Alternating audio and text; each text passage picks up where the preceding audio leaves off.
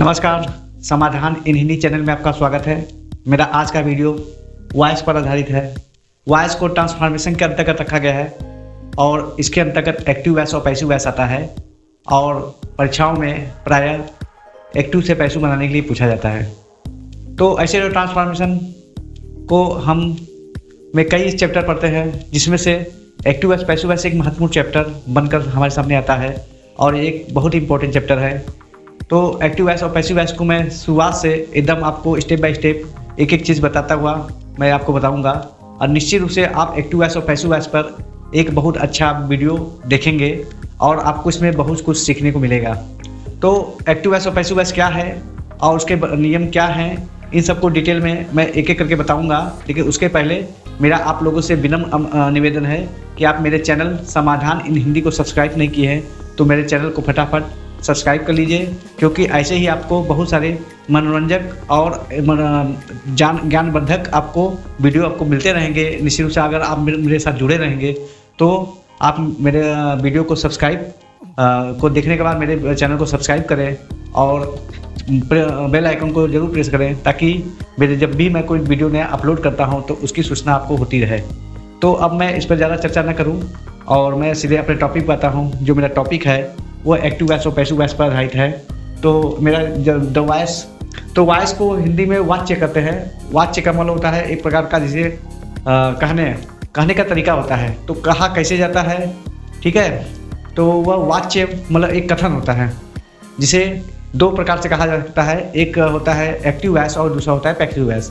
तो active voice में होता है सब्जेक्ट सक्रिय होता है, जबकि पैसिव वॉइस में सब्जेक्ट जो होता है निष्क्रिय होता है। सक्रिय और निष्क्रिय का अर्थ ये समझ लीजिए कि जैसे अगर कोई सब्जेक्ट कार्य अगर वो करता है तो सक्रिय है, यदि कार्य नहीं करता है और उस पर कार्य होता है तो निष्क्रिय है। तो निश्चित रूप से सब्जेक्ट पर आधारित होता है वाच्य। हमारा वॉइस जो होता है वो सब्जेक्ट पर आधारित होता है कि सब्जेक्ट की मतलब स्थिति क्या है, वह कार्य कर रहा है कि नहीं कर रहा है। तो अगर आप इस एक्टिव वॉइस और पैसिव वॉइस को अगर अच्छी तरह समझ आएंगे तो आपको ट्रांसलेशन में भी काफ़ी सहायता मिलेगा।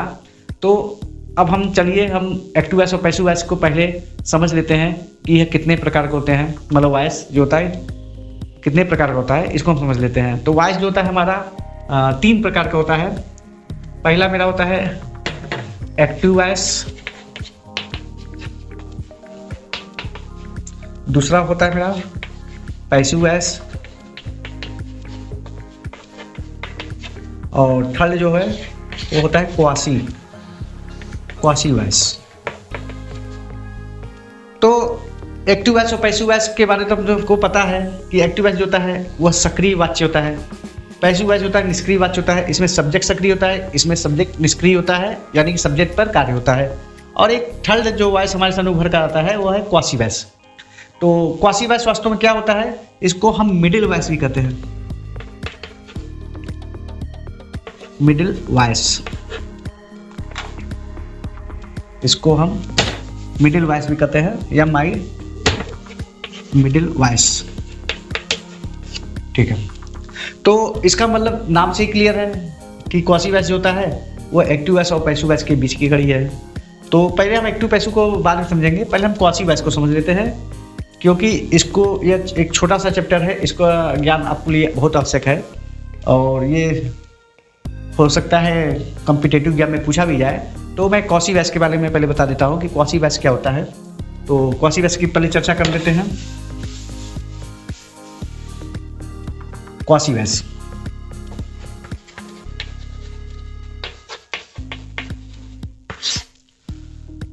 क्वासी वॉइस अब समझ लीजिए ये सेंसुअल वर्ब पर आधारित होता है। यदि किसी वाक्य में यानी कि किसी वॉइस में अगर सेंसुअल वर्ब का प्रयोग हो तो वहाँ पे हम क्वासी वॉइस, वहाँ पे जो हमारा वॉइस होगा वो क्वासी वॉइस होगा। अब सेंसुअल वर्ब क्या होता है, सेंसुअल वर्ब ऐसे समझ लीजिए जो 5 हमारे सेंस होते हैं, जिसमें एक होता है, पहला होता है सी देखना, दूसरा होता है टच स्पर्श करना, तीसरा हियर सुनना और चौथा हियर हो गया, टेस्ट स्वाद हो गया। अब 5वां क्या होता है, सी टच हियर टेस्ट और एक होता है स्मेल। ये 5। तो ये तो पता ही है, सी मतलब जैसे आँख से देखते हैं, पहला सेंस ऑर्गन से होता है ये सेंसुअल। और टच हो गया, स्पर्श त्वचा से। थर्ड है हियर, सुनना, ये अपने कान से, ईयर से सुनते हैं। टेस्ट, जीभ से स्वाद लेना। स्मेल, सूंघना नाक से, नोज। तो यहाँ पे देखिए 5 सेंस ऑर्गन होते हैं। तो 5 सेंस ऑर्गन से जो 5 वर्ब प्रयोग होते हैं उसको हम सेंसुअल वर्ब कहते हैं। ये सभी हमारे क्या हैं, sensual verb. Sensual verb, sensual verb यानी कि जो सेंस से संबंधित होता है, सेंस ऑर्गन से संबंधित होता है। तो अगर हम किसी वॉइस में सेंसुअल वर्ब का प्रयोग करते हैं तो वहाँ पे हम क्वासी वॉइस का प्रयोग करते हैं। तो क्वासी वॉइस को अब मैं एग्जांपल से समझाता हूँ, और उसके बाद हम ये देखते हैं कि क्वासी वॉइस पैसिव वॉइस में कन्वर्ट हो सकता है कि नहीं हो सकता है, इसके बारे में भी हम चर्चा करेंगे। बस इतना समझ लीजिए, ये क्वासी वॉइस होता है वह एक्टिव वॉइस और पैसिव वॉइस की बीच की कड़ी होती है। बीच की कड़ी का मतलब ये दिखने में तो एक्टिव वॉइस होते हैं, लेकिन इनका जो प्रभाव होता है, इनका जो अर्थ निकलता है वो पैसिव में होता है। तो इसको हम उदाहरण से समझेंगे तो हमको ज़्यादा स्पष्ट होगा। तो हम एक्टिव वॉइस और पैसिव वॉइस को उदाहरण से समझते हैं, क्वासी वॉइस को उदाहरण समझते हैं। अब देखिए एग्जाम्पल है, जैसे the rose smell sweet. Second example, this sofa feels soft. Third,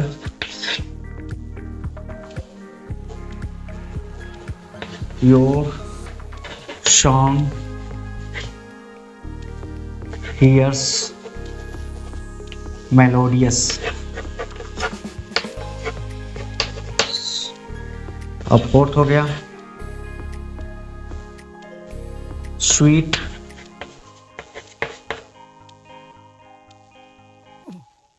sweet की जगह हम इसको कुछ और लिख देते हैं, जैसे हो गया grapes. Grapes tastes sweet.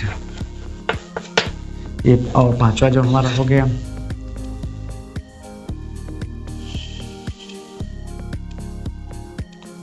Smell हो गया, फील्स हो गया, ईयर्स हो गया, टेस्ट हो गया, सी। और पांचवा जगह यू लुक्स ग्रेट। ये देखिए मेरे 5 एग्जाम्पल्स हो गए। 5 एग्जाम्पल्स में देखो, जैसे स्मेल्स हो गया, फील्स हो गया, ईयर्स हो गया, टेस्टेस हो गया, लुक्स हो गया। तो यहाँ पे ये देखिए पांचों सेंस ऑर्गन से, सेंस ऑर्गन से संबंधित वर्ब है, सेंसुअल वर्ब है। स्मेल सूंघना, फील्स में अनुभव करना, यानी कि एक प्रकार का स्पर्श होता है। हियर सुनना हो गया, टेस्टेस में स्वाद लेना हो गया, लुक्स में देखना हो गया। तो यह जो सेंसुअल वर्ब से संबंधित है, अगर इस टाइप का एग्जाम्पल कहीं देखने को मिलता है तो समझ लीजिए वो क्वासी वॉइस है। और क्वासी वॉइस, अब देखिए यहाँ भी से द रोज है, तो अब यहाँ पे देखने में ये सभी जो वॉइस हैं वो देखने में लग रहा है एक्टिव वॉइस है, क्योंकि ऐसा लग रहा है जैसे ये सब्जेक्ट है और ये वर्ब में ये सब यस लग के मतलब कोई एक्टिव वॉइस है। तो ऐसे देखिए सभी में ऐसा महसूस होता है। तो यानी कहने का मतलब दिखते हैं एक्टिव वॉइस, लेकिन इसका अब अर्थ निकालते हैं। जैसे गुलाब मीठा महकता है, तो गुलाब ने कोई वर्क तो किया नहीं, तो वो महक रहा है। तो यानी कहने का यहाँ रोज जो है यहाँ पे इनएक्टिव है, इसलिए है पैसिव वॉइस हो गया। दिस सोफा फील्स सॉफ्ट, यह सोफा जो है मुलायम प्रतीत होता है, मुलायम मतलब अनुभव देता है। तो यहाँ पे सोफा जो हो गया, ये भी समझ लीजिए कि यह कोई वर्क नहीं कर रहा है, लेकिन दिखने में एक्टिव लग रहा है, लेकिन इसका प्रभाव पैसिव है। इसी प्रकार हम सभी वाक्यों को अगर हम देखते जाएं तो सभी वाक्य हमको पैसिव ही देखने को मिलेंगे, और सभी का अर्थ जो होता है पैसिव होता है। लेकिन ये प्योर पैसिव नहीं होता है। तो अगर हम इसको, लेकिन अगर पैसिव वॉइस में कन्वर्ट करना चाहें तो उसका कुछ नियम होता है। अगर हम उस नियम का प्रयोग करके इसको हम कन्वर्ट कर दें तो निश्चित रूप से वो प्योर पैसिव वॉइस बन जाएगा। तो प्योर पैसिव वॉइस बनाना यह आना चाहिए।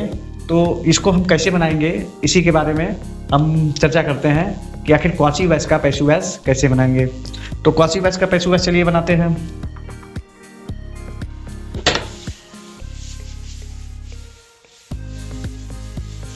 अब सपोज कर लीजिए, जैसे एक एग्जांपल आया, जैसे द रोज स्मेल स्वीट।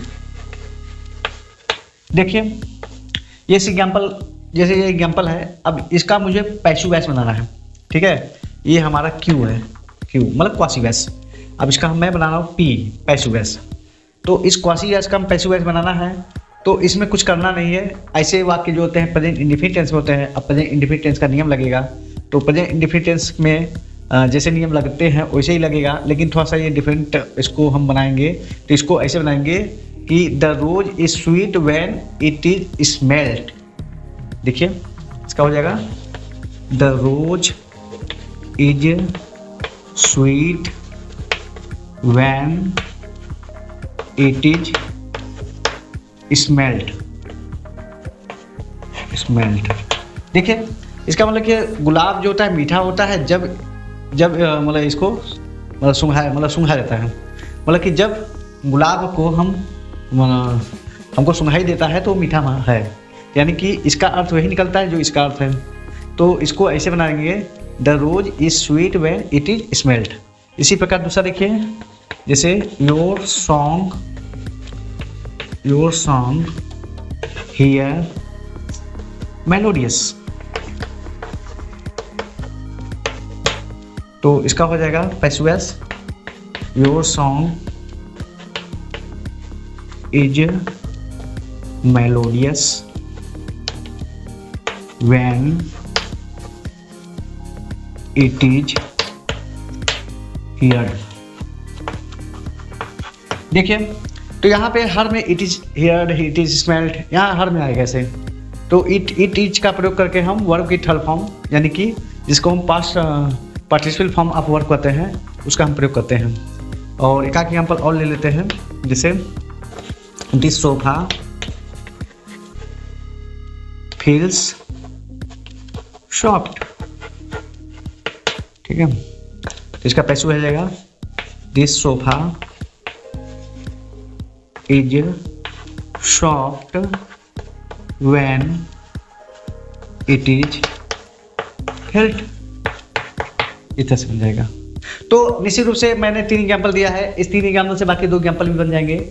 और अगर कहीं भी क्वासी वॉइस का पैसिव वॉइस बनाना आता है तो उसका तरीका यही है, और इस तरीके से हम एक्टिव वॉइस मतलब क्वासी वॉइस का हम एक्टिव वॉइस बना लेते हैं। तो ये हमारा हो गया कि क्वासी वॉइस क्या होता है और उसका पैसिव वॉइस कैसे बनाते हैं। अब मैं आगे चर्चा करता हूँ। मेरा आगे का जो सब विषय है वो बहुत महत्वपूर्ण है, क्योंकि वही एग्जामिनेशन में पूछा जाता है, और वो है हमारा एक्टिव वॉइस से पैसिव वॉइस कैसे बनाएं।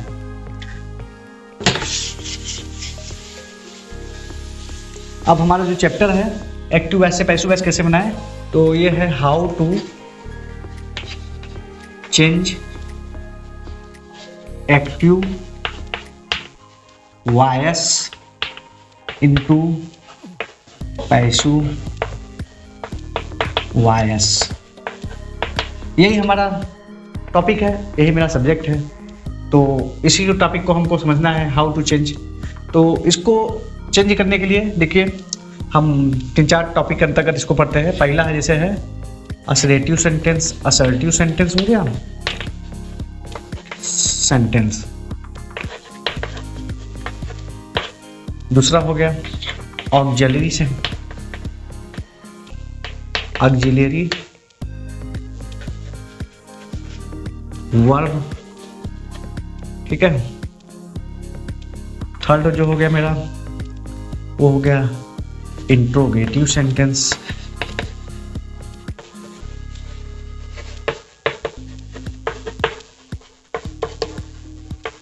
और फोर्थ मेरा हो गया इंट्रोगेटिव इंपरेटिव सेंटेंस,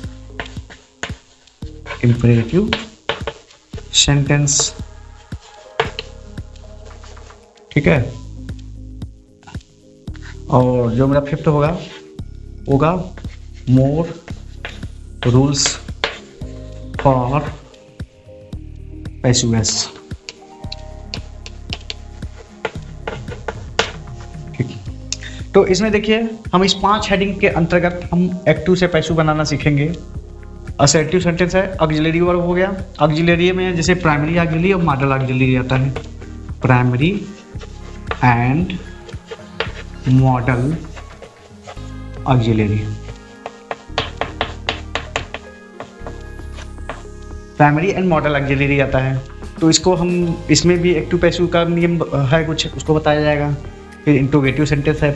इंट्रोगेटिव में फर्स्ट टाइप और सेकंड टाइप का इंट्रोगेटिव सेंटेंस आएगा, जिसको मैं स्टेप बाय स्टेप बताऊंगा। और उसके बाद इम्परेटिव सेंटेंस है, जिस पे बहुत सारे पैसिव वॉइस पूछे जाते हैं, और इसका मोर रूल्स ऑफ पैसिव वॉइस। इसके अंतर्गत हम कुछ ऐसे नियमों की चर्चा करेंगे जो यानी कि कहने का मतलब कि यह कॉम्पिटिटिव एग्जाम में पूछा जाता है, वह एडवांस इंग्लिश में है, और इसको हम अगर समझ जाएंगे तो हमको एक्टिव वॉइस पैसिव वॉइस को समझने में काफ़ी मदद मिलेगा। तो चलिए हम स्टेप बाय स्टेप एक एक करके बताते हैं। तो सबसे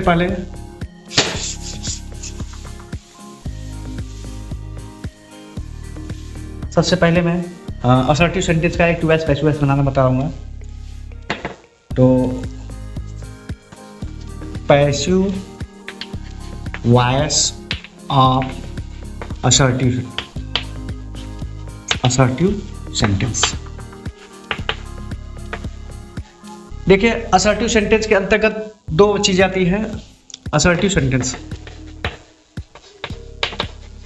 इसके अंतर्गत अफर्मेटिव सेंटेंस,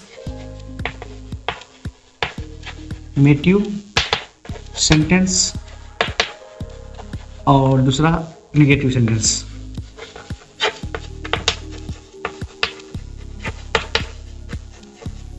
इसके अंतर्गत असर्टिव सेंटेंस के अंतर्गत जो सराहना वाक्य होते हैं, दो होते हैं, एक अफर्मेटिव सेंटेंस और एक निगेटिव सेंटेंस, यानी कि सकारात्मक वाक्य और नकारात्मक वाक्य।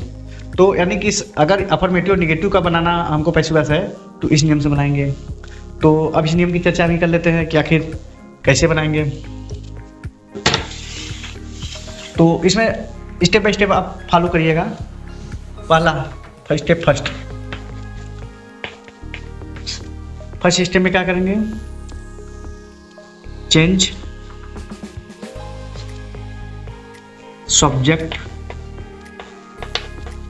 Into object and object into subject. पहला हमारा जो नियम है वह सब्जेक्ट को ऑब्जेक्ट में बदलते हैं और ऑब्जेक्ट को सब्जेक्ट में बदलते हैं। ठीक है। सेकंड,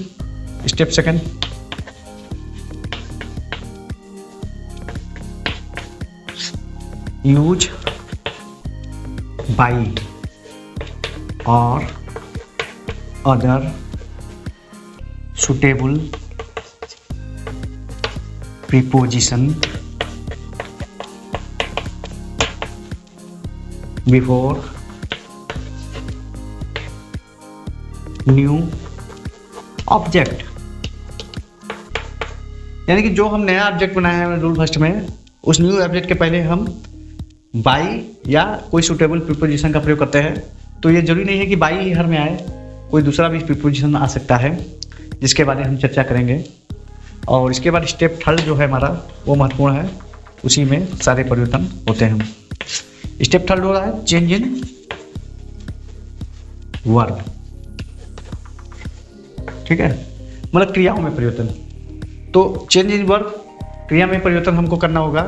ये परिवर्तन करने के बाद ही हमारा एक्टिव से पैसिव में बनेगा। अब वर्ब में कैसे कन्वर्ट होता है, तो उसके लिए कुछ रूल्स होते हैं, आपको उनको याद रखना पड़ेगा, उसी हिसाब से परिवर्तन होता है।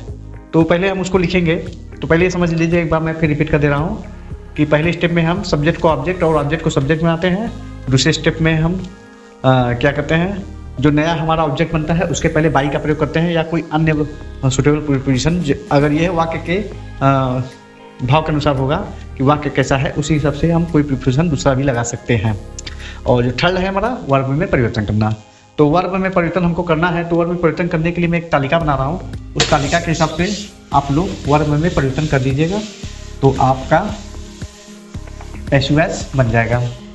तो वर्ब में परिवर्तन करने के लिए यहाँ पे मैं कॉलम बना देता हूँ। यहाँ पे लिख दे रहा हूँ एक्टिव वॉइस, और इधर मेरा हो गया पैसिव वॉइस।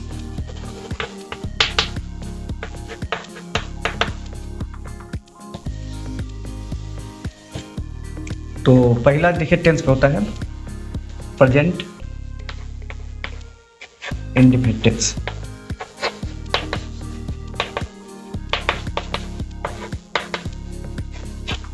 तो प्रेजेंट इंडेफिनिट टेंस का इसमें चेंज हो जाएगा is, am, are plus verb की थर्ड फॉर्म, V3 जो वर्ब की थर्ड फॉर्म। दूसरा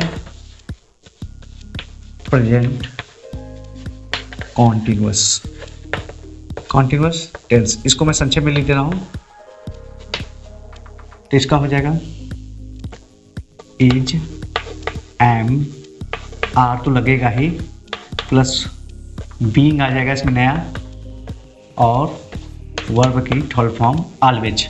हमेशा वर्ब की थर्ड फॉर्म ही प्रयोग करेंगे, पैसवाइस में वर्ब की थर्ड फॉर्म ही होता है, यानी कि यह पास्ट रूप होता है वर्ब का। थर्ड जो मेरा है वह है present perfect tense.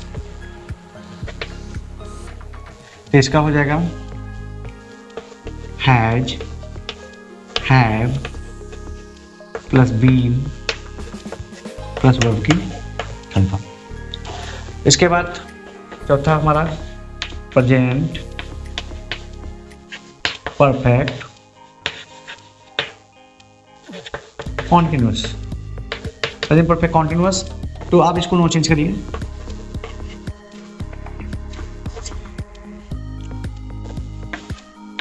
Past indefinite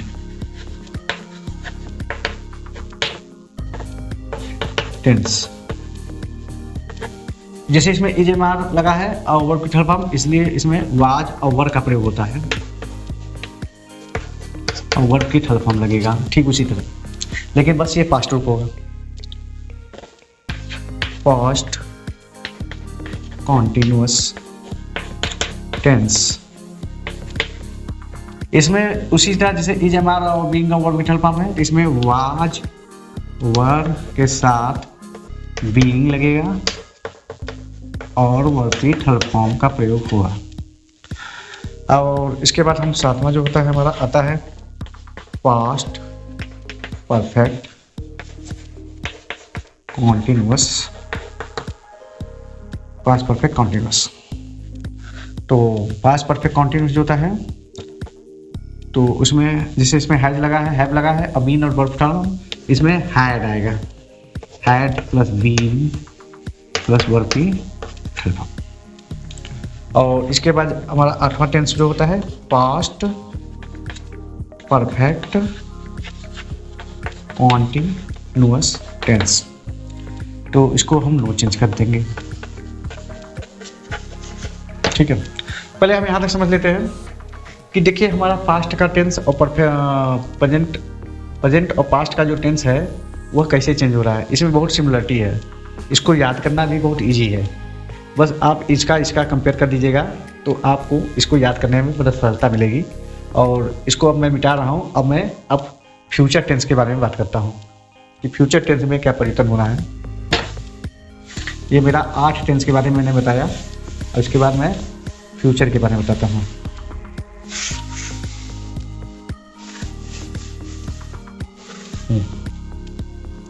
तो फ्यूचर के बारे में देखिए, ये मेरा 9वां हो गया future indefinite tense. Future indefinite, future indefinite tense में यहां पे हो जाएगा shall, will, be plus verb की थर्ड। 10वां जो मेरा टेंस आता है future continuous, future continuous tense. तो ये हो जाएगा फ्यूचर का टेंस नो चेंज, ठीक है। और इसके बाद 11वां जो हमारा आएगा future perfect tense, perfect tense. Future perfect tense में जो होता है हमारा शैल, विल तो लगेगा ही, प्लस हैव और उसका बीन और वर्ब की थर्ड फॉर्म। और इसके बाद हमारा जो 12वां टेंस है ये हो गया फ्यूचर परफेक्ट कॉन्टिन्यूअस टेंस। तो ये हो जाएगा यूजेज। ठीक है, तो ये मेरा असर्टिव सेंटेंस का नियम है। तो असर्टिव सेंटेंस में इसकी सहायता से हम वाक्यों का असर्टिव सेंटेंस बना लेते हैं। मैं आपको इसको कुछ एग्जाम्पल से देखकर क्लियर कर दे रहा हूँ। आप एग्जाम्पल देखिए और बड़े ध्यान से देखिए कि कैसे परिवर्तन होता है, और उसी हिसाब से अपने पैसिव वॉइस का परिवर्तन करिएगा।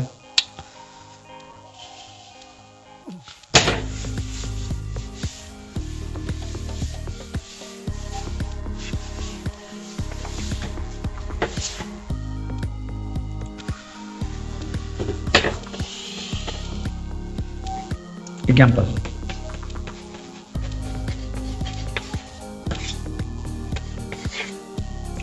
Actives, Ram has a car. देखिए टेंस के हिसाब से राम हैज अ कार जो है पहला एग्जाम्पल देखिए। Example, Ram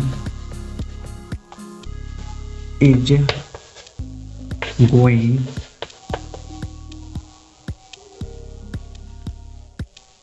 Ram is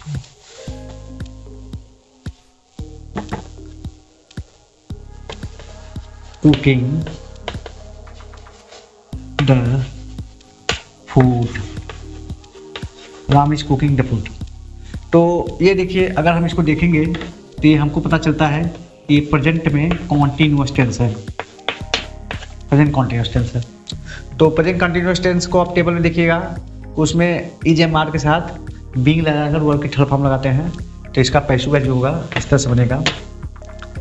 the food जो ऑब्जेक्ट को सब्जेक्ट, सब्जेक्ट को ऑब्जेक्ट, द फूड आगे आ जाएगा। द फूड इज एक, अब यहाँ पे देखिए इज एम आर जो लगेगा ये सब्जेक्ट के आधार पर लगेगा। ये फूड जो है उसके साथ इज आता है। तो the food is being cooked bye Ram. दूसरा एग्जाम्पल देखिए,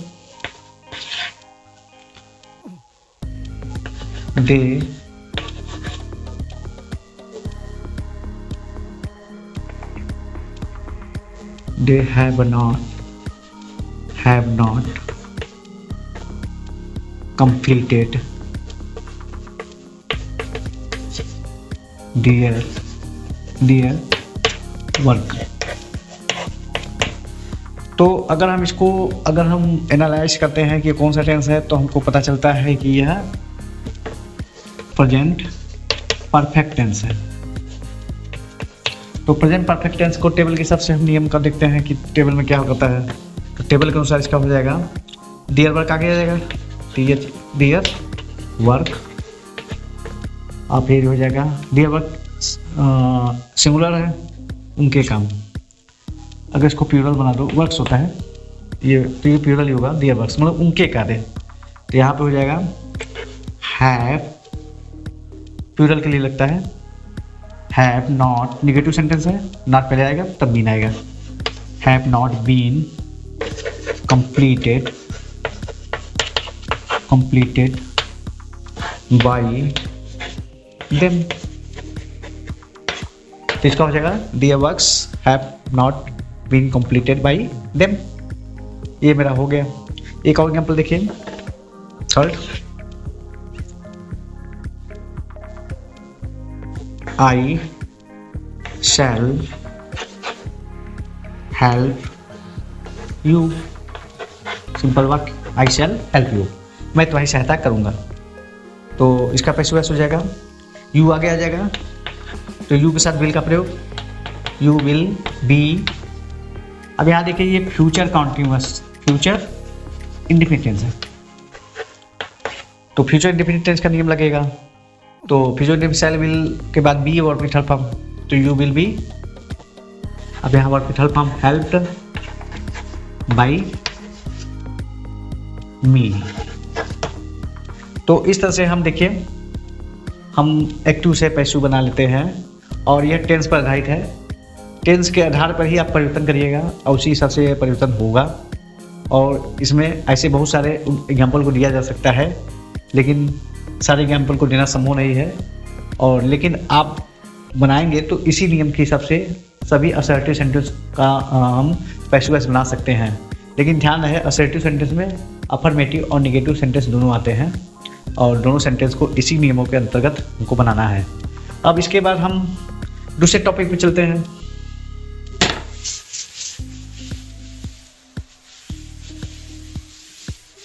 दूसरा जो टॉपिक है हमारा वह है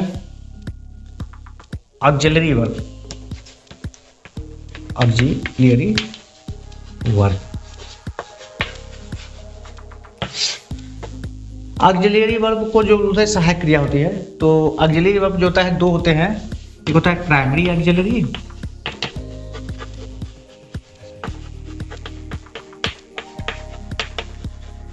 और दूसरा होता है मॉडल ऑक्सिलरी।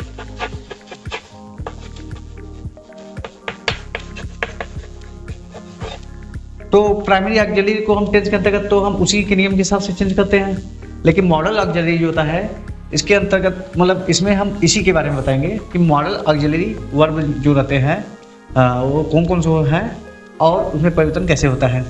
तो मॉडल ऑक्सिलरी जो मूड बताता है, इसमें देखिए जैसे शैल आता है, विल आता है, शैल will, should, would, can, could, may, might, must और एसेस्ट्रा। कुछ और आते हैं लेकिन मेन यही है। तो ये हमारे मॉडल ऑक्सिलरीज है। तो मॉडल ऑक्सिलरीज का अगर हम पैसिव वॉइस बनाना होगा तो इतना बात ध्यान रखना कि मॉडल ऑक्सिलरी जो पैसिव वॉइस बनाएंगे तो हम उसको बी प्लस वर्ब की थर्ड फॉर्म, मतलब इसमें हम पैसिव वॉइस में क्या करना है, हमको बी प्लस वर्ब की थर्ड फॉर्म का प्रयोग करते हैं आफ्टर मॉडल्स। मतलब कि जो मॉडल्स ऑक्सिलरीज है उसके बाद हम बी और वर्ब की थर्ड फॉर्म का प्रयोग करेंगे तो हमारा पैसिव वॉइस बनेगा। अब इसको हम एग्जांपल से क्लियर कर देते हैं।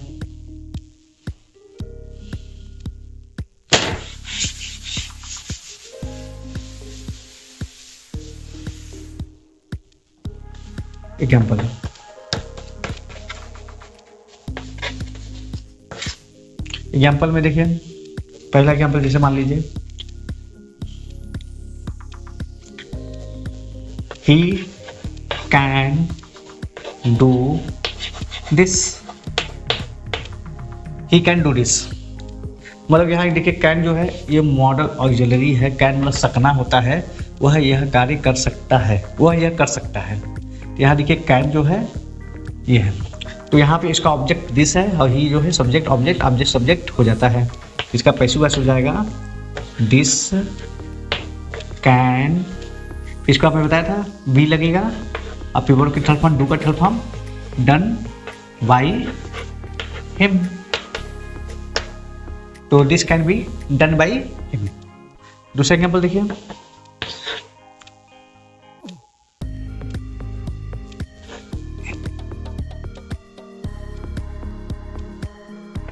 they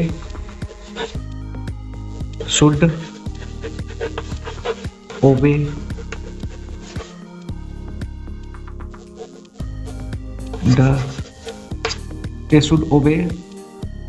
the parents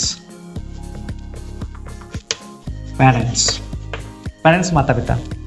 they should obey the parents, तो इसका पैसिव वॉइस हो जाएगा the parents। यहाँ देखिए शुड लगा, शुड बी। अब ओबे का third form obeyed by them. One more example,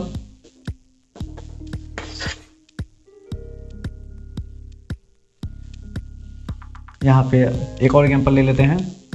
जैसे हो गया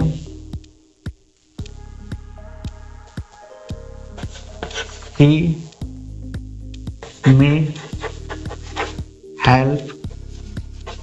you, he may help you. तो इसका पैसिव वॉइस हो जाएगा you may be help by him. तो इस तरह से देखिए बी लगा के, देखिए सभी में बी लगा है, ये बी और शुड के बाद बी और हैमे के बाद बी, ये बी लगा के हम वर्ब की थर्ड फॉर्म लगा देंगे। तुम्हारा पैसिव वॉइस का पैसिव वॉइस में बदलने के लिए वर्ब में यही जो होता है, यही आवश्यक परिवर्तन होता है। इसे हम मॉडल ऑक्सिलरी का पैसिव वॉइस हम बना सकते हैं।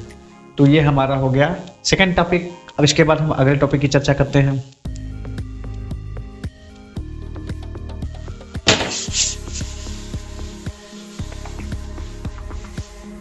हमारा जो अगला टॉपिक है वो है इंट्रोगेटिव सेंटेंस।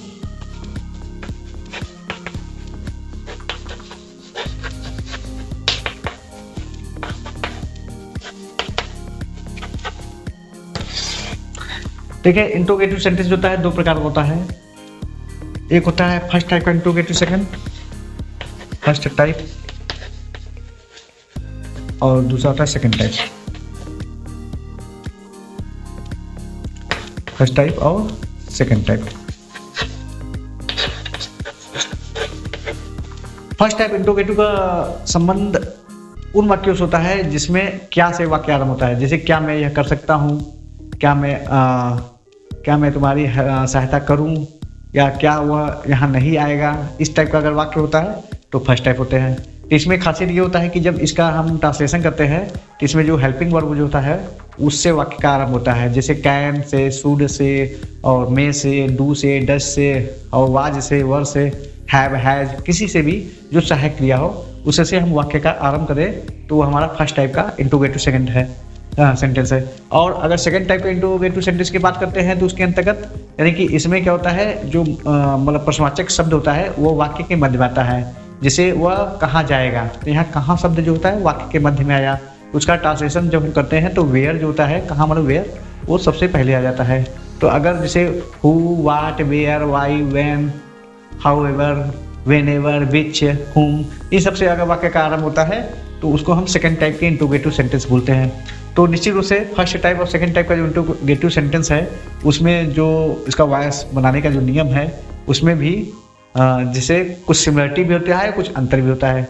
सिमिलरिटी ये होता है कि अगर आप किसी एक का नियम अगर जानते हैं तो थोड़ा सा परिवर्तन कर देंगे तो आपको दूसरे टाइप का इंट्रोगेटिव सेंटेंस या फर्स्ट टाइप का इंट्रोगेटिव सेंटेंस का मतलब आराम से पैसिव वॉइस बना सकते हैं। तो इसको लिए करना क्या है, कुछ खास नहीं करना है, आपको बस ध्यान से देखना है कि मैं कैसे इसमें परिवर्तन करता हूँ। जैसे अब मैं फर्स्ट टाइप का पहले बात कर रहा हूँ। एग्जाम्पल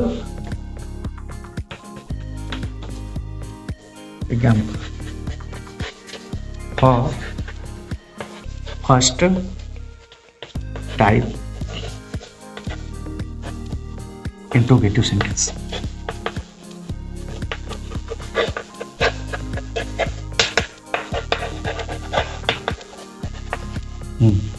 तो फर्स्ट टाइप का इंट्रोगेटिव सेंटेंस का एग्जांपल के लिए अब देखो इसमें क्या करना है, हमको सारे जो नियम है वो टेंस के ही नियम लगाने हैं।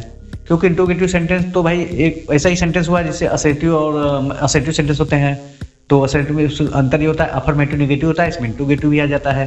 तो वाक्य यही तीन प्रकार का होता है, चाहे अफर्मेटिव हो, चाहे निगेटिव हो, चाहे इंट्रोगेटिव हो, चाहे इंट्रोगेटिव नेगेटिव हो, लेकिन सारे के नियम हमको टेंस के नियम के हिसाब से ही लगाना है। तो इंट्रोगेटिव सेंटेंस में हमको कुछ खास नहीं करना है। जो हमारा हेल्पिंग वर्ब में जो यानी कि जो क्रियाओं में जो हम परिवर्तन करते थे वो उसकी पोजीशन वही रखेंगे। जैसे इंट्रोगेटिव सेंटेंस में से अगर सहायक क्रिया आगे आया है तो हम सहायक क्रिया जो भी प्रयोग करेंगे वो हम आगे ही प्रयोग करेंगे। तो अब देखिए जैसे मान लीजिए आ गया पहला एग्जाम्पल देखिए, डू यू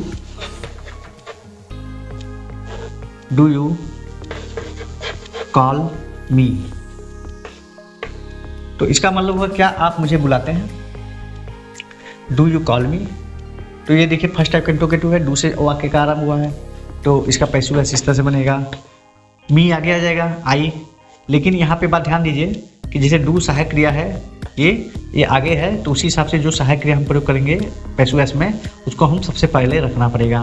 तो आई के साथ क्या आता है, एम आता है। प्रेजेंट इंडेफिनिट टेंस का नियम लगाइए, ये प्रेजेंट इंडेफिनिट टेंस है, तो प्रेजेंट इंडेफिनिट टेंस में इज, एम, आर और वाज, इज, एम, आर और वर्ब की थर्ड फॉर्म का प्रयोग करते हैं। तो चूंकि ये मी जो होता है वो आई के रूप में आगे आएगा, तो आई के साथ एम आता है, यहाँ पे हम लगाएंगे डू की जगह एम, एम आई।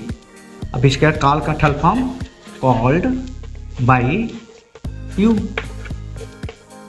प्रश्न चाहिए, ठीक है। दूसरा एग्जाम्पल देखिए, जैसे have you cooked the food, have you cooked the food, तो यहाँ पे प्रश्नवाचक चिन्ह। तो अब देखिए ये प्रेजेंट परफेक्ट का नियम इसमें लगाएंगे, have you cooked the food, तो इसका पैसिव वॉइस हो जाएगा। फूड जो होता है ये सिंगुलर होता है, तो सिंगुलर के हिसाब से हैज आता है ना कि हैव, यहाँ पे हमको हैज लगाना है, has the food been cooked by you. तो इस प्रकार से देखिए हम किस तरह से पैसिव वॉइस बनाते हैं। तो एक वन मोर एग्जाम्पल हम आपको देते हैं, तो उसके बाद हम चर्चा करते हैं। जैसे मान लीजिए आ गया शैल आई गिव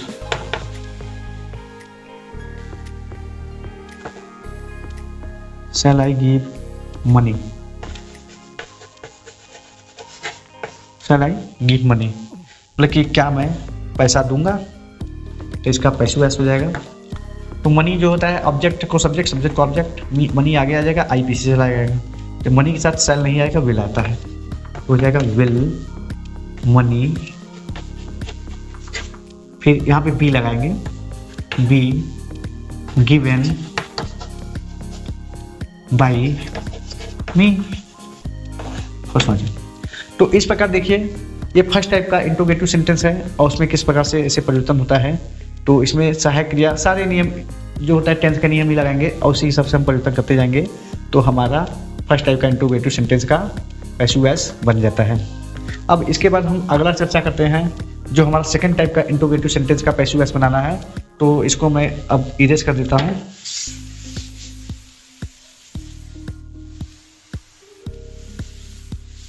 तो सेकंड टाइप का इंट्रोगेटिव सेंटेंस में थोड़ा सा आप देख लीजिए क्या अंतर आता है और क्या परिवर्तन है, उसी हिसाब से परिवर्तन होगा। नियम वही है, बस थोड़ा सा अंतर है, उसको देख लीजिए। सेकंड टाइप इंट्रोगेटिव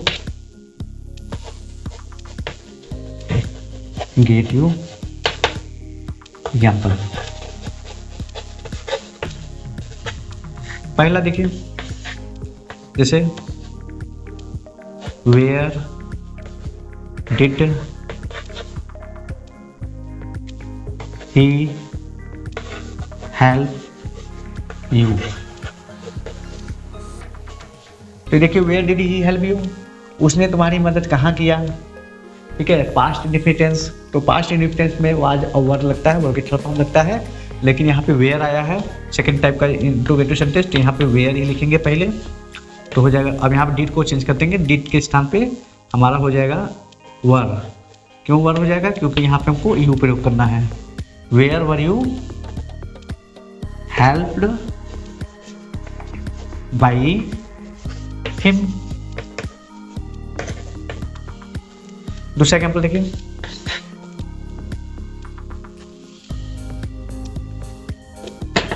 जैसे हो गया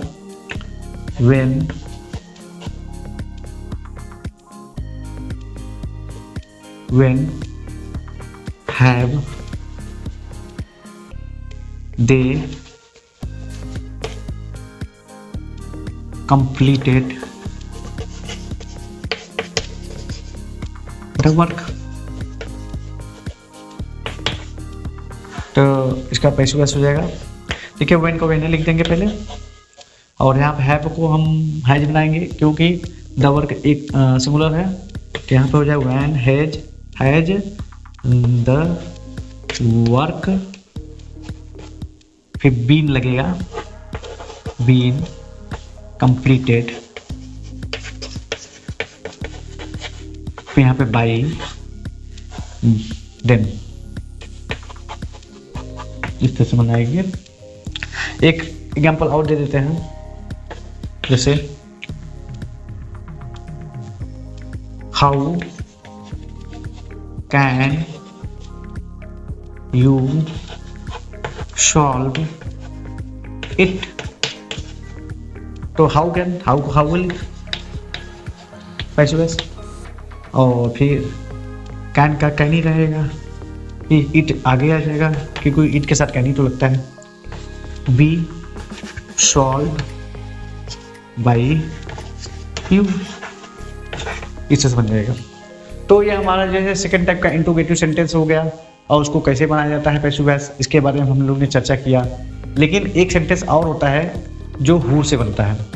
अगर हु से जो वाक्य आता है तो उसका थोड़ा सा हम डिफरेंट हम पैसिव वॉइस बनाएंगे, क्योंकि हु ऐसा क्यों होता है, क्योंकि हु जो होता है वह वाक्य में एक सब्जेक्ट की तरह कार्य करता है। तो वाक्य में सब्जेक्ट की तरह कार्य करने के कारण मतलब कि जो हमारा पैसिव वॉइस बनेगा वो थोड़ा सा डिफरेंट हो जाएगा। अब मैं उसके बारे में चर्चा करता हूँ।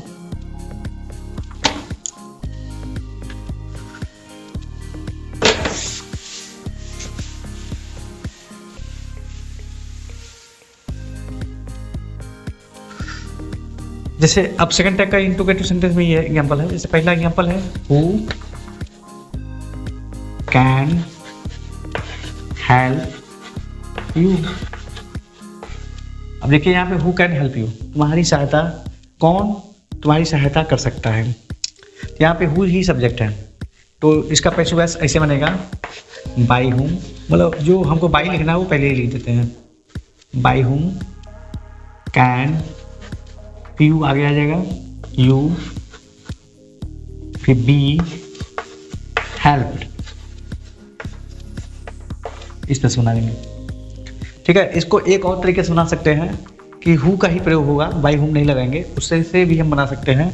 तो इसको अथवा करके हम एक और उदाहरण दे देते हैं। जैसे एक तरीका बता देते हैं कैसे बनता है। जैसे हु ही लगाओ, कैन ही लगाओ, यहाँ पे यू लगाना है और फिर बी लगाना है, फिर हेल्प्ड और फिर बाई, इस तरह से।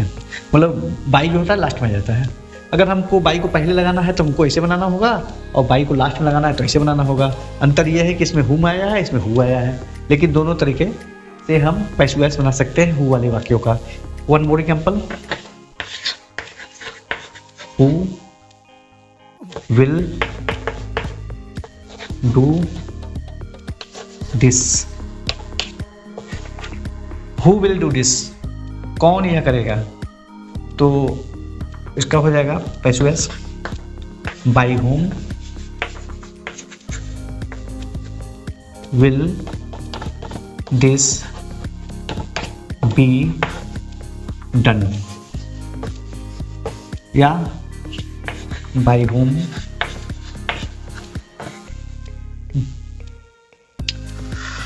बाई से बनाना है। दूसरा हो जाएगा who will this B done by, ऐसे बन जाएगा अथवा करके। तो चाहे आप ये लगाइए चाहे ये लगाइए, दोनों तरफ से पैसिव वॉइस बन जाएगा। बाई हुम से बना सकते हैं और हु का भी प्रयोग करके बना सकते हैं। तो इस प्रकार से इंट्रोगेटिव सेंटेंस का पैसिव वॉइस कैसे बनेगा इसके बारे में हम लोग ने चर्चा किया। अब मैं अगले टॉपिक पर आता हूँ जिसका नाम है इंपरेटिव सेंटेंस। तो इंपरेटिव सेंटेंस का पैसिव वॉइस कैसे बनाना है उसके बारे में मैं चर्चा करता हूँ। तो इसको मैं इरेज कर दे रहा हूँ।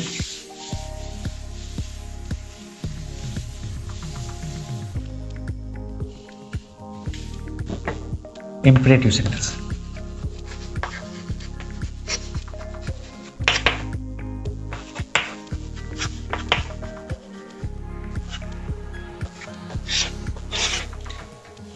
इंपरेटिव सेंटेंस ये विधेय सूचक वाक्य है तो इसके अंदर ऑर्डर आता है, रिक्वेस्ट आता है, सजेशन आता है, प्रोपोजिशन आता है, एडवाइस आता है, ये सब चीज़ें आती हैं। तो इसकी पहचान ये होती है कि ये वाक्य में हमेशा मेन वर्ब से इसका आरंभ होता है।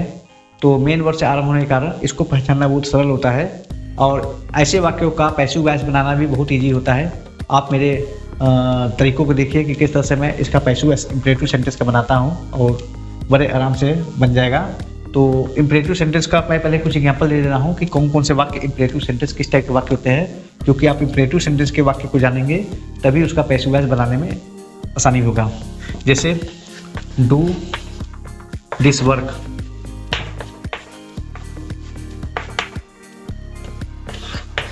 Don't tell a lie, please come here, come here, bring a glass of water,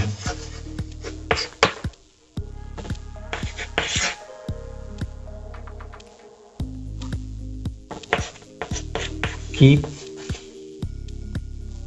blanket at night। देखिए इस टाइप के अगर वाक्य आते हैं तो इंपरेटिव सेंटेंस आते हैं कहलाते हैं। तो इंपरेटिव सेंटेंस का हम ऐसे ही वाक्यों का इंपरेटिव सेंटेंस बनाना सीखेंगे। तो ऐसे वाक्यों का इंपरेटिव सेंटेंस कैसे बनता है इसके बारे में मैं चर्चा करता हूँ। तो अब मैं इस एग्जाम्पल को हटा दे रहा हूँ। यहाँ पे बस ये देख लीजिए कि ये सब कैसे इंपरेटिव सेंटेंस है। यहाँ जो डू मेन वर्ब है, ठीक है, और डू दिस वर्क। यहाँ टेल जो है निगेटिव सेंटेंस के कारण यहाँ डोंट लगा है और ये टेल भी मेन वर्ब है। और यहाँ पे प्लीज़ तो उसका वो नहीं रहता है, लेकिन कम जो आया है ये मेन वर्ब हो गया, ब्रिंग मेन वर्ब हो गया, कीप मेन वर्ब हो गया। तो यहाँ पे मेन वर्ब से वाक्य का आरंभ होता है, इसलिए सभी इंपरेटिव सेंटेंस है और इनको पहचानने का ये तरीका होता है। बस इतना समझ लीजिए कि इंपरेटिव सेंटेंस में जो होता है सब्जेक्ट दिखाई नहीं देता है, तो सब्जेक्ट नहीं होता है।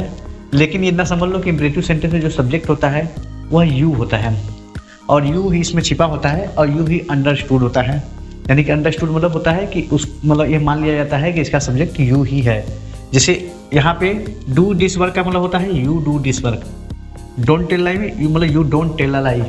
प्लीज कम हियर मतलब please you come here.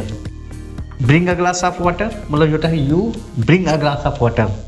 Keep blanket at night तो हो जाएगा you keep blanket at night. तो हम यू लिखते नहीं हैं, इंपरेटिव सेंटेंस हम यू लिखते नहीं है, क्योंकि अगर हम यू लिख देंगे तो वो असर्टिव सेंटेंस हो जाएगा। तो असर्टिव सेंटेंस को हमको बनाना नहीं है, हमको तो इंपरेटिव सेंटेंस बनाने हैं। तो इंपरेटिव सेंटेंस बनाने हैं तो हम यू का प्रयोग कहीं नहीं करेंगे और यू को हम अंडरस्टूड मानते हैं, उसको मान लेते हैं कि अदिश रूप में वाक्य में विद्यमान है। तो अब इसको मैं इरेज कर देता हूँ। अब मैं चर्चा करता हूँ कि इसका पैसिव वॉइस कैसे बनेगा। तो देखिए इसके पैसिव वॉइस बनाने के 3 तरीके होते हैं। 3 तरीके से हम पैसिव वॉइस इसका बनाना सीखते हैं। तो पहला तरीका देखिए, जैसे मान लीजिए लेट का फर्स्ट जो होता है फर्स्ट मेथड। फर्स्ट मेथड में जो होता है हम पैसिव वॉइस बनाने के लिए लेट का प्रयोग करते हैं। लेट फिर सब्जेक्ट फिर बी फिर वर्ब की थर्ड फॉर्म और बाय यू आप लिख भी सकते हैं, नहीं भी लिख सकते हैं, कोई जरूरी नहीं है। इसको मैं ब्रैकेट में लिख देता हूँ। तो पहला जो मेरा फॉर्मूला है let subject be verb third form और बाय यू का प्रयोग करके हम बनाते हैं। जैसे एग्जाम्पल देखिए डू इट, तो इसका पैसिव वॉइस हो जाएगा लेट सब्जेक्ट इट हो जाएगा इट फिर बी फिर वर्ब थर्ड फॉर्म डू का थर्ड फॉर्म डन और बाय यू आप लिखे चाहे ना लिखे। दूसरा एग्जाम्पल देखिए bring a glass of water. Bring a glass of water इसका हो जाएगा पैसिव वॉइस लेट और यहाँ सब्जेक्ट हो जाएगा a glass of water. A glass of water be brought, bring का third form brought BROUGHT, brought by you. One more example. Take medicine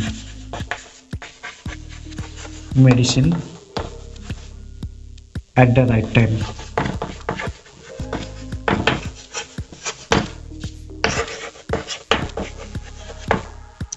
तो इसका पैसे हो जाएगा एट द राइट टाइम। जो होता है take medicine at the right time, तो यहाँ पे मेडिसिन जो है वो ऑब्जेक्ट है, उसको सब्जेक्ट बना लेते हैं।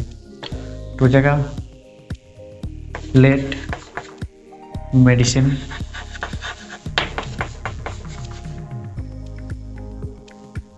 Be taken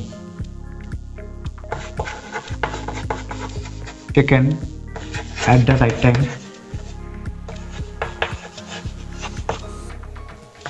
time by you।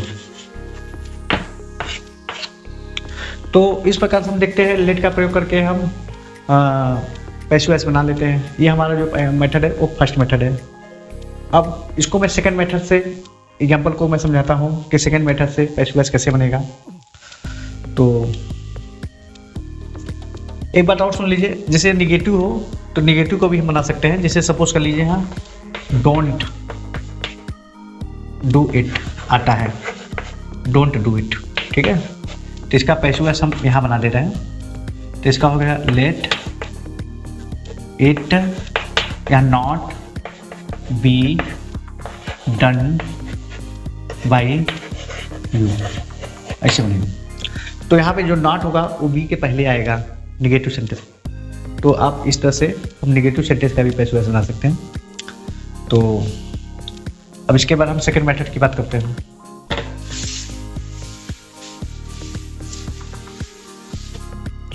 Second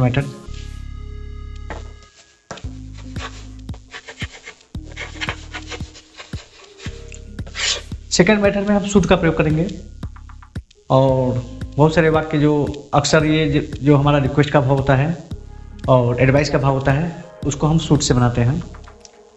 जैसे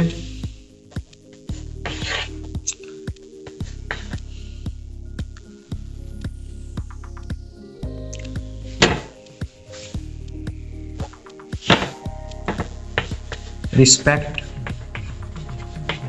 your teacher, respect your teacher. तो यहाँ पे देखिए यहाँ पे एडवाइस है, तो एडवाइस और रिक्वेस्ट का भाव अगर हो तो उसको शुड से बनाते हैं। तो इसका हो जाएगा योर टीचर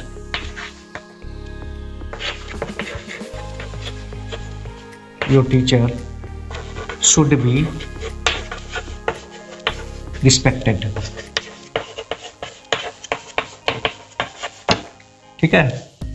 तो रिस्पेक्ट योर टीचर का क्या हो जाएगा, your teacher should be respected. दूसरा एग्जाम्पल,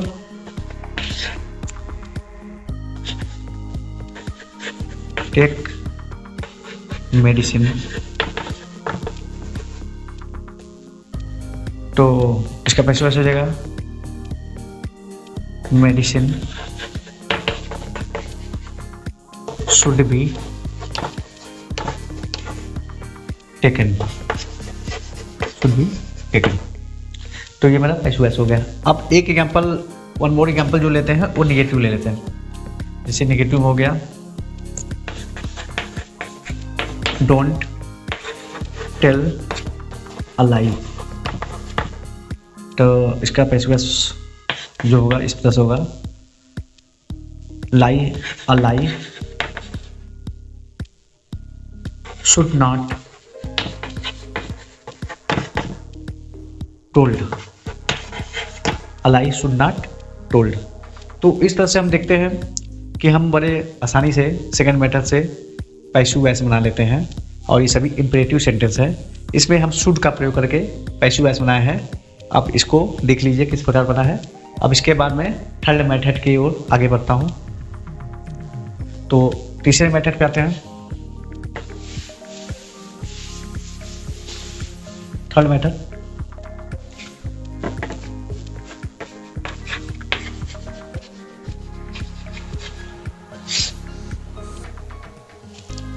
थर्ड मेथड जो होता है वो असल में, यह मेथड जो होता है वो किसी पे भी हम लागू कर सकते हैं, किसी भी प्रकार का इम्परेटिव सेंटेंस हो वहाँ पे हम इस नियम को लागू कर सकते हैं।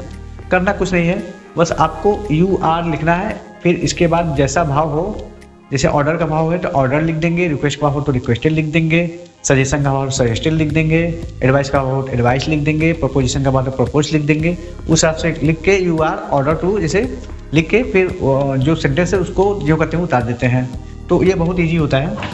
जैसे एग्जाम्पल मैं देता हूँ, जैसे bring a glass of water.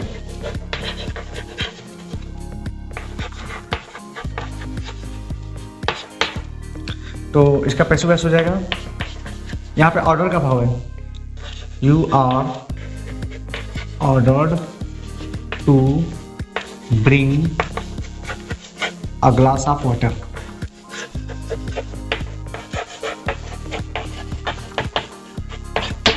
ठीक है, तो यहाँ पे ऑर्डर का हो गया, तो यहाँ पे UR ऑर्डर टू ये हमेशा आएगा। Bring a glass of water हम उसी वाक्य को लिख दिए।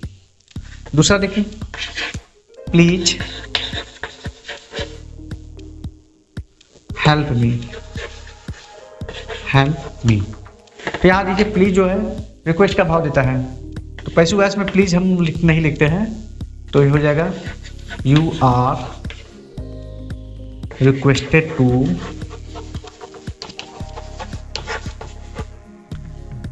Help me. यहाँ पे प्लीज नहीं लिखेंगे, तो यहाँ देखिए UR रिक्वेस्टेड टू के बाद हेल्प मी, ये हो गया। यहाँ प्लीज का भाव इसमें आ जाता है, इसलिए उसको नहीं लिखते हम। और वन मोर एग्जाम्पल,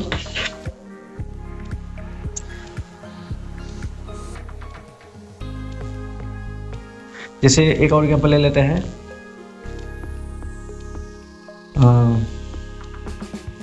जैसे हो गया ऑलवेज स्पीक द ट्रुथ। तो यहाँ पे हमेशा सच बोलो, तो इसमें एडवाइस है, तो ये हो जाएगा UR advised to speak the truth. इस तरह समझाएगा। तो यहाँ देखिए UR एडवाइज टू, ये पूरा हम कौन लगाए हैं, और उसके बाद स्पीक द ट्रुथ, बाकी हम जो करते हैं सेंटेंस लिख देते हैं। तो यहाँ पे हम देख थर्ड मेथड से हम पैसिव वॉइस बनाना सीख लिए कि कैसे हम इम्परेटिव सेंटेंस का पैसिव वॉइस बनाते हैं। तो आपको मैंने 1 2 3 तीन नियम बताए हैं, और 3 नियम से आप पैसिव वॉइस आराम से बना सकते हैं। लेकिन यहाँ समस्या तब उत्पन्न होती है जब इम्परेटिव सेंटेंस में लेट वाले वाक्य आते हैं। तो लेट वाले वाक्य को भी हम समझ लेते हैं कि उसका पैसिव वॉइस कैसे बनाना। तो इसको मैं इरेज कर दे रहा हूँ।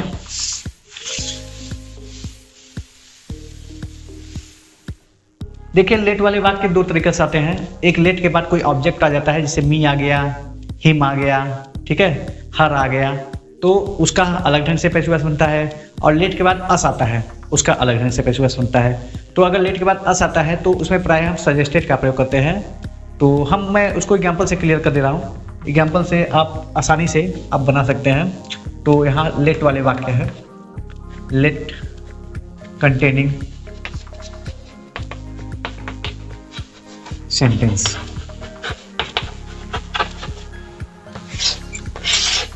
तो लेट वाले वाक्य को हम कैसे बनाएंगे पैसिव वॉइस। तो जैसे मान लीजिए पहला एग्जाम्पल है, लेट मी गो। इसका पैसिव वॉइस होगा, देखिए इसमें भाव कैसा है। पहले लेट मी गो मतलब मुझे जाने दो, तो मुझे जाने दो एक प्रकार का रिक्वेस्ट का भाव है। तो यहाँ पे रिक्वेस्ट है, तो इसको हम पैसिव वॉइस कैसे बनाएंगे। तो यहाँ पे अलाउ मतलब परमिशन मांगा जा रहा है। इसका हो जाएगा you are requested to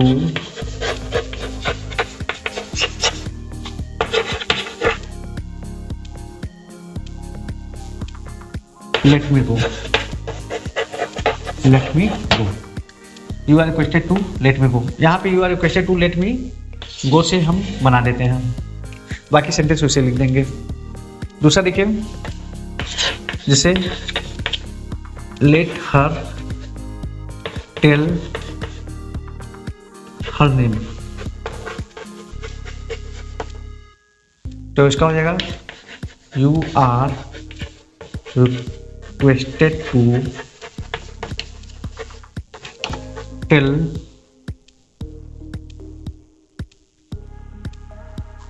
let her tell her name,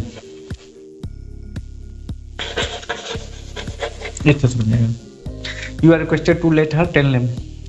तो अगर लेट के बाद अगर कोई ऑब्जेक्ट आता है तो उसका हम पैसिव वॉइस इस ढंग से बनाते हैं, और अगर लेट के बाद अस आता है तो क्या करते हैं, उसके बारे में भी हम चर्चा कर लेते हैं। जैसे लेट के बाद अस आ जाता है, जैसे लेट अस प्ले हॉकी, तो यहाँ शुड का प्रयोग करके हम बनाएंगे। तो यहाँ अस का मतलब होता है we are suggested to play hockey, या इसको ऐसे बना सकते हैं, हॉकी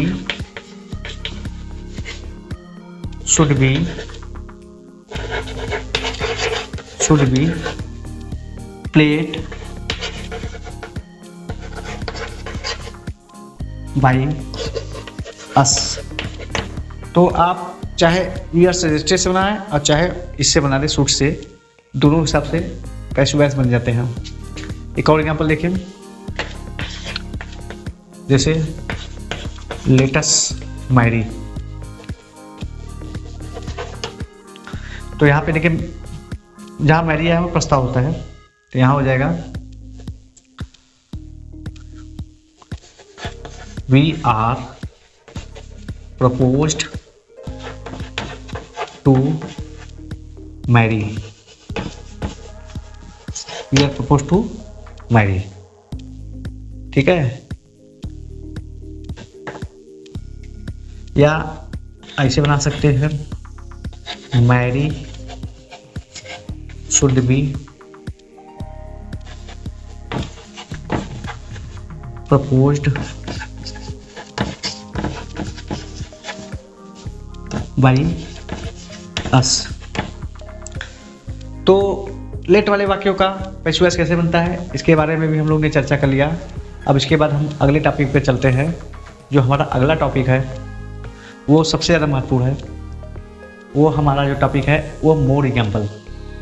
तो मोर एग्जाम्पल, इसमें बहुत सारे एग्जाम्पल आएंगे, तो सभी को पढ़ाना तो संभव नहीं है, लेकिन हम कुछ महत्वपूर्ण नियमों की चर्चा जरूर करेंगे।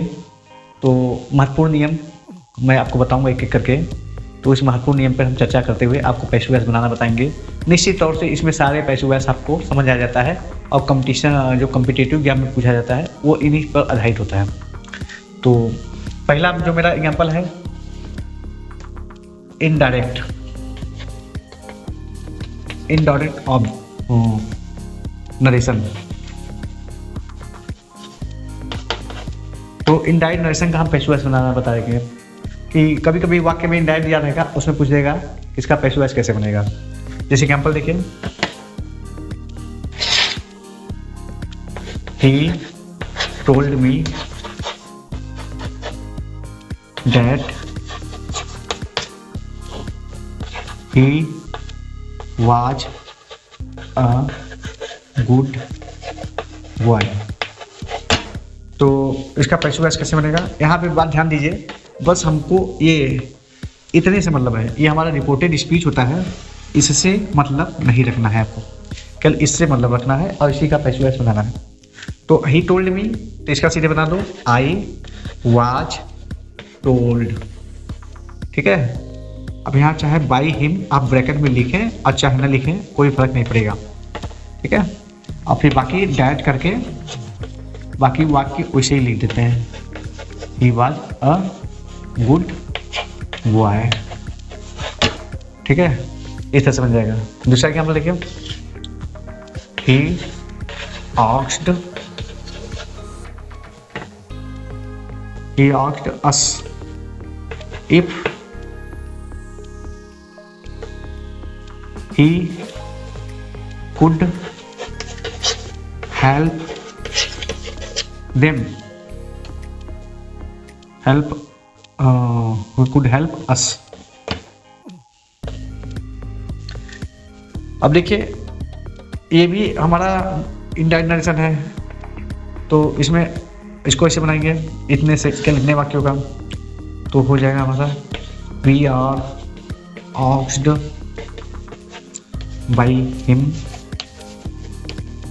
अब बाकी हम सेंटेंस उससे लिख देते हैं, इफ ही कुड हेल्प अस।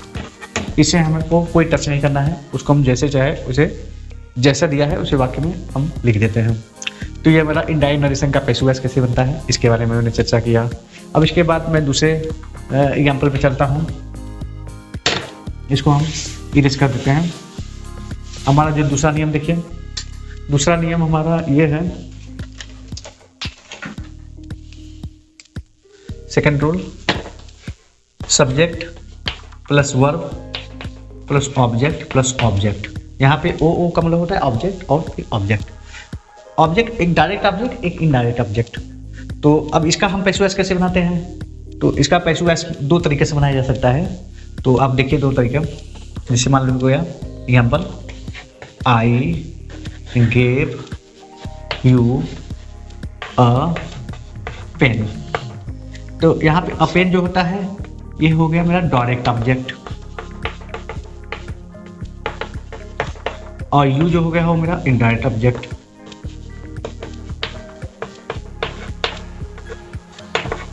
ठीक है, तो अब देखिए इसमें दो ऑब्जेक्ट आ गए, ओ एक डायरेक्ट ऑब्जेक्ट और एक indirect object. Direct object indirect object में अगर कन्फ्यूजन हो तो ऐसा समझ लीजिए, जो निर्जीव वस्तुएं होती है वो अक्सर डायरेक्ट ऑब्जेक्ट होते हैं, और जो सजीव होते हैं वो इनडायरेक्ट ऑब्जेक्ट होते हैं। तो इसके बारे में हम चर्चा करते हैं कि अब इसका पैसिव वॉइस हम कैसे बनाएंगे। तो यहाँ पे इसका पैसिव वॉइस होगा,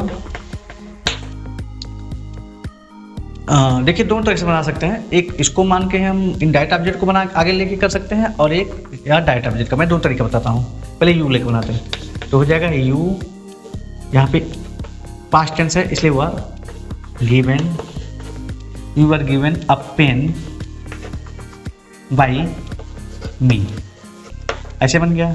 और चाहे इसका ऐसे बना सकते हैं पेन लगा के, a pen was given to me by you, ऐसे बन जाएगा। I give a pen given, यहाँ थोड़ा सा चेंज कर देते हैं, a pen was given to you by me, इस तरह से बना सकते हैं। तो यहाँ देखिए डायरेक्ट ऑब्जेक्ट और इनडायरेक्ट ऑब्जेक्ट से दोनों से बन जाता है। अगर हम इनडायरेक्ट ऑब्जेक्ट से बनाते हैं तो यहाँ टू का प्रयोग नहीं करना है, और डायरेक्ट ऑब्जेक्ट से बनाते हैं तो टू का प्रयोग करना होगा। एक और एग्जाम्पल देख लीजिए, जैसे he gave me his copy, he gave me his copy. इसका हो जाएगा as as I was given his copy by him, या his copy was given to me, given to me by him. तो ये मेरा सेकंड रूल हो गया। तो इसकी सहायता से सब्जेक्ट वर्ब और दो बार ऑब्जेक्ट आ जाए तो उसको हम कैसे बनाएंगे, डायरेक्ट ऑब्जेक्ट और इनडायरेक्ट ऑब्जेक्ट के रूप में। अब इसके बाद हम अगले नियम को बढ़ते हैं, जिसका जो थर्ड नियम है वो है थर्ड सब्जेक्ट वर्ब ऑब्जेक्ट और कंप्लीमेंट। यानी कि सब्जेक्ट वर्ब और ऑब्जेक्ट के बाद कंप्लीमेंट आ जाए तो उस परिस्थिति में हम क्या करते हैं, इसका एग्जाम्पल देखिए,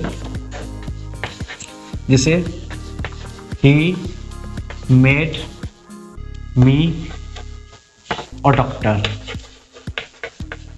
ठीक है, तो he made me a doctor, उसने मुझे डॉक्टर बनाया। तो यहाँ पे देखिए उसने मुझे बनाया, क्या बनाया, डॉक्टर बनाया, कंप्लीमेंट है ये। This is C, this is O and this is verb, this is subject. तो इसका पैसिव वॉइस होगा I was made a doctor by him, इस तरह से बनेगा। दूसरा एग्जाम्पल देखिए, शी इलेक्टेड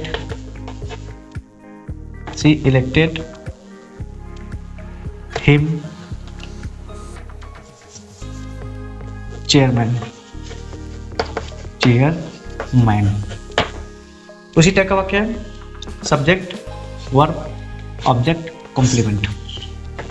तो हो जाएगा he was elected chairman by her, इस तरह से बन जाएगा। तो ये मेरा थर्ड रूल था। अब इसके बाद मैं अगले नियम में चलता हूँ जो मेरा फोर्थ रूल है।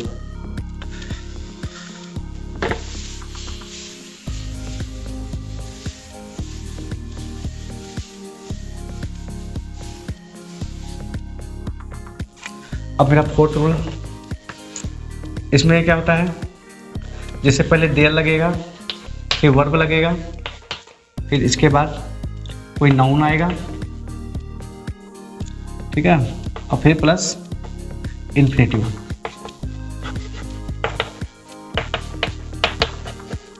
इन्फिनेटिव के विदाउट टू होगा, विदाउट टू।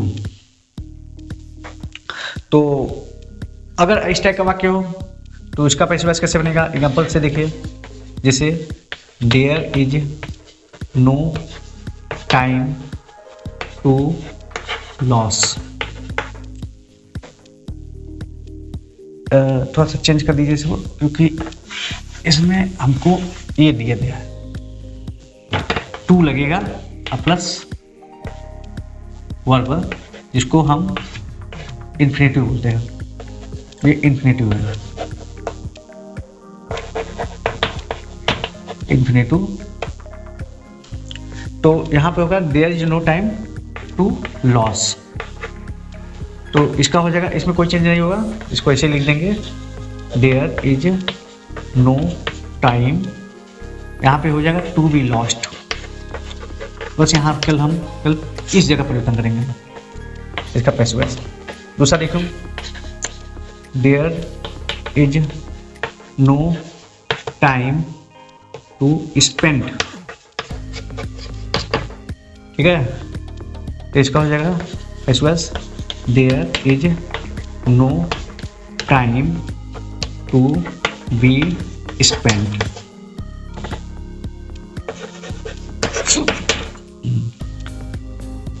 थोड़ा सा यहाँ पे देखिए वर्ब की फर्स्ट फॉर्म आती है, इसलिए यहाँ पे डी होना चाहिए, spend.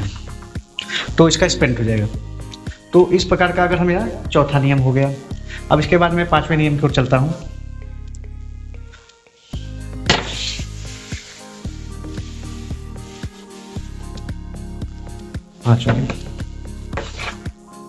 Subject verb object plus infinitive.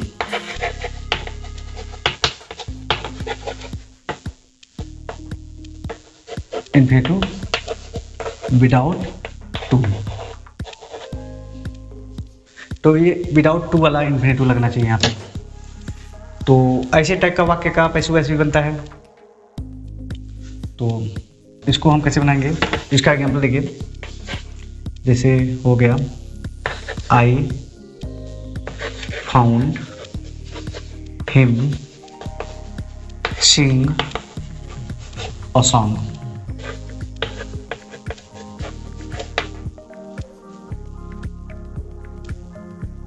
तो मैंने उसे गाना गाते हुए पाया, यहाँ गाना गाते हुए, ठीक है।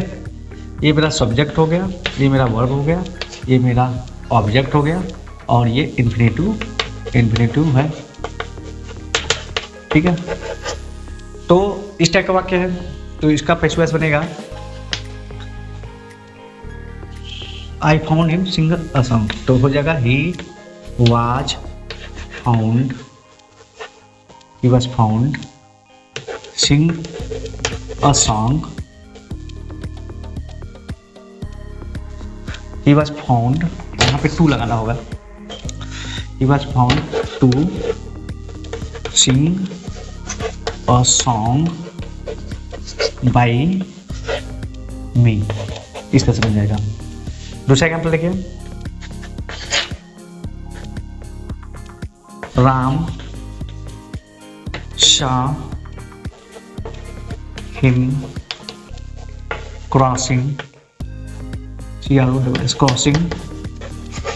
the road. So Ram saw him crossing the road. इसका पैसिव वॉइस हो जाएगा he was seen crossing the road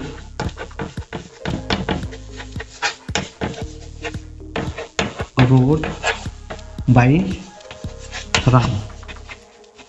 इस तरह बनेगा। तो इस प्रकार हम देखते हैं कि ऐसे वाक्यों का जिसमें infinitive without to subject verb object आए उसका पैसिव वॉइस कैसे बनता है। अब इसके बाद हम छठवें नियम की ओर बढ़ते हैं।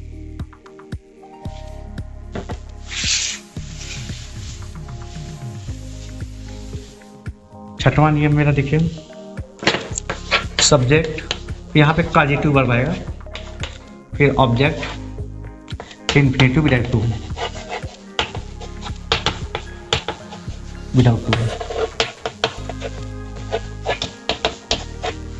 तो अब इसमें देखिए, जैसे he made his horse fast, मतलब उसने अपने घोड़े को तेज दौड़ाया। He made his horse fast. तो इसमें देखिए एक कॉजेटिव वर्ब है, ये ऑब्जेक्ट है, ठीक है, आई इन्फिनेटिव विदाउट टू। तो इसका हो जाएगा passive voice he his horse was made fast by him। इस तरह से बन जाएगा। दूसरा देखिए,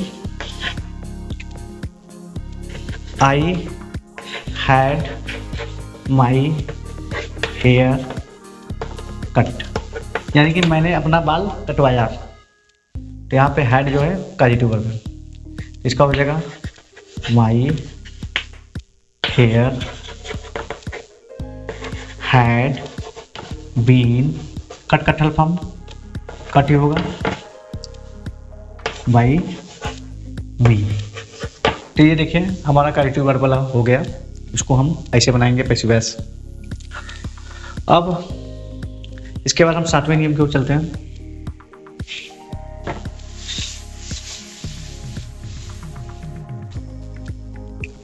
सातवां नियम, principal clause plus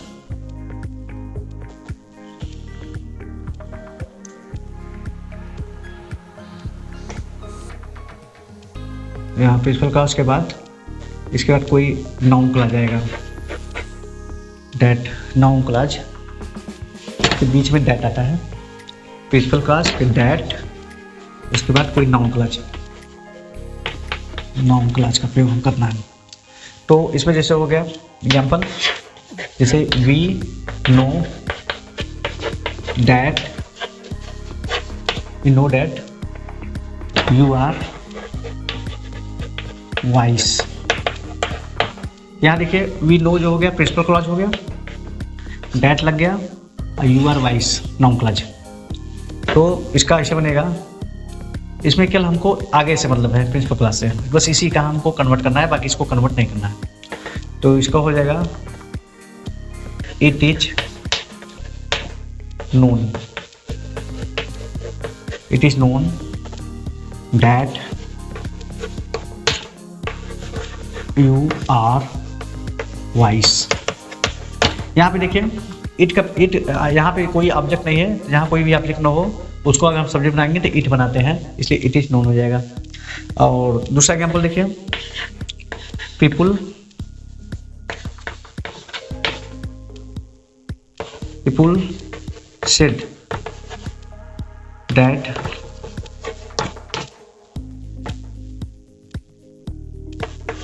you are wise. मतलब लोग कहते हैं कि तुम बुद्धिमान हो, तो इसका भी ऐसे बनेगा it is said, it is said that you are wise. तो इस प्रकार देखिए, अगर हम प्रिंसिपल क्लास के बाद दैट और नाउन क्लास जाता है तो उसका हम कैसे पैसो वैसे बनाते हैं। तो यहाँ पे देखिए इट कोई सब्जेक्ट नहीं है, कोई ऑब्जेक्ट नहीं है, जब उसको सब्जेक्ट बनाते हैं तो इट बन जाएगा क्योंकि ऑब्जेक्ट न होने की दशा में। तो इसको हम ऐसे बनाते हैं, इसको प्रिंसिपल क्लास करते हैं, डैट हो गया और ये नाउन क्लास हो गया। अब इसके बाद हम 8वें नियम की ओर बढ़ते हैं, जो मेरा अंतिम नियम है। इसमें ऐसा ही वाक्य रहेगा, बस अंतर यह है कि ये जो नाउन क्लास है वो पैसिव वॉइस में होना चाहिए, पैसिव वॉइस में होना चाहिए। तो अब इसका पैसिव वॉइस कैसे बनेगा? तो अब जैसे एग्जाम्पल हो गया, जैसे आई, पहला example, I wish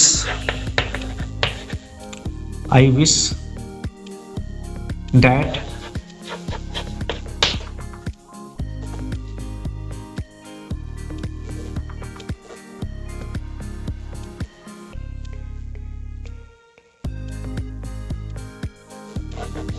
I should be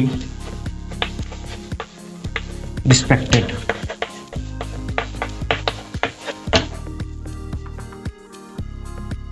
तो यहाँ पे I wish I should be respected, मेरी इच्छा है कि मैं सम्मानित, मुझे सम्मानित मतलब सम्मान दिया जाना चाहिए। तो इसको ऐसे बनाएंगे पैसिव, I wish, फिर वहाँ से टू लगा के बाकी to be respected, I wish to be respected। बस इतना से आपका पैसिव वॉइस बन जाएगा। दूसरा एग्जाम्पल देखिए, I like that my brother, यहाँ पे आई लगाना होगा, आई शुड बी और डॉक्टर। यहाँ पे कहना है कि मैं चाहता हूँ कि मैं डॉक्टर हो जाऊँ। तो इसका पैसिव वॉइस होगा आई लाइक टू बी और डॉक्टर। ठीक है, तो इस प्रकार देखिए किस प्रकार से हम, ये मेरा 8वां नियम हो गया था, किस प्रकार से हम अगर नाउन क्लास पैसिव वॉइस आता है तो उसको हम किस प्रकार से हम पैसिव वॉइस में कन्वर्ट करते हैं। तो ऐसे ही अगर वाक्य आ जाए तो आप पैसिव वॉइस इस ढंग से आप बना सकते हैं। अब एक महत्वपूर्ण नियम जो छूटा जा रहा है उसको भी मैं बता देता हूँ, उसके बाद ये मेरा टॉपिक कंप्लीट हो जाएगा।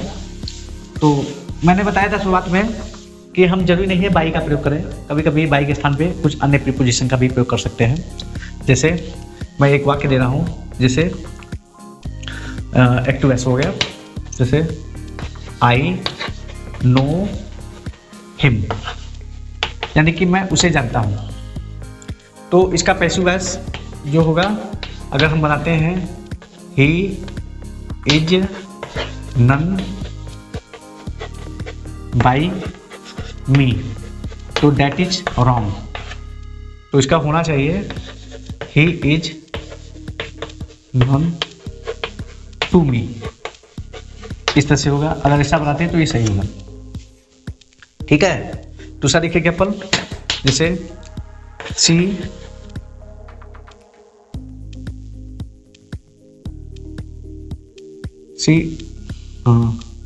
टुक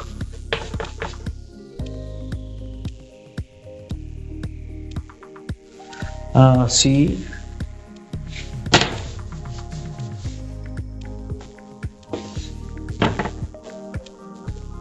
इज इंटरेस्टिंग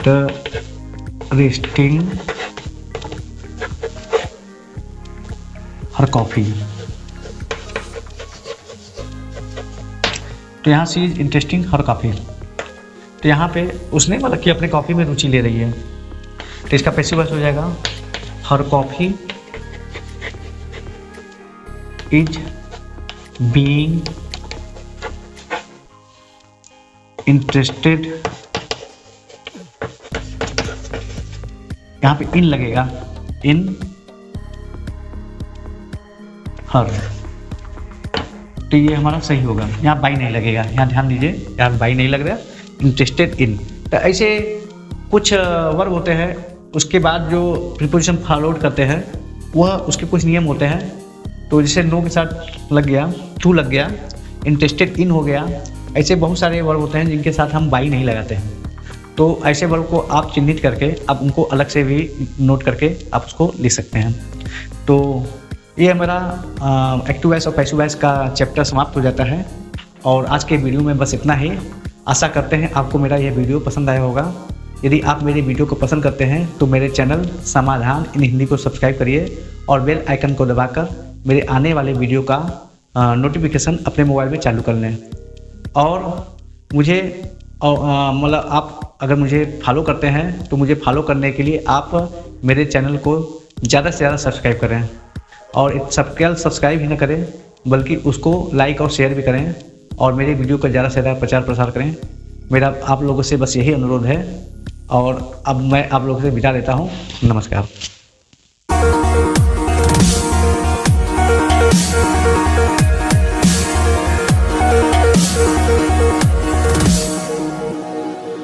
I can't